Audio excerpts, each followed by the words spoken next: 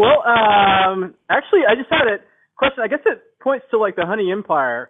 That's the thing that kind of crossed my mind today with all the scaling you're doing. And how does it, I guess, how does it work? What am I trying to think of? I guess, how do you help the new people understand that you're not bullshitting them when you say we are building a honey empire? Understood. Richard, when you've built your companies and your things, how do you maintain culture?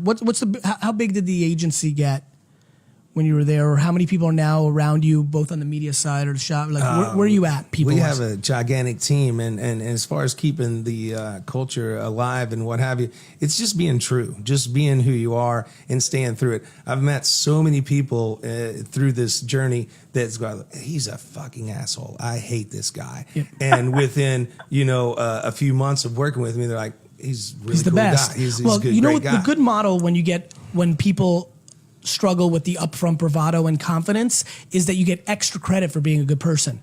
I get more credit for doing things that everybody else does because on first glance at times, if I'm in my most peacocking and most kind of me mode, it doesn't feel like I would deliver on that caring, right? And so to answer your question, it's about scaling the unscalable. It's about actually spending time with them. So you may know or have heard, I've been yapping lately about 15-minute mandatory meetings with me every 6 months next year instead of the open door policy. Sweet. So how do I do it?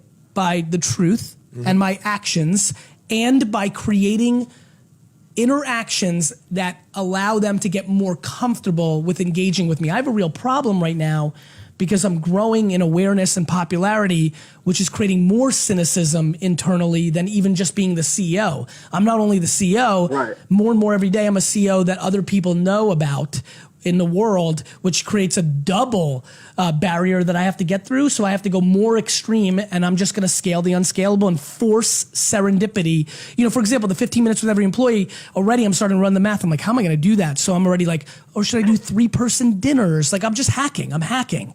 Like, I'm going to really hack. Yeah. But to your point, the answer is trying.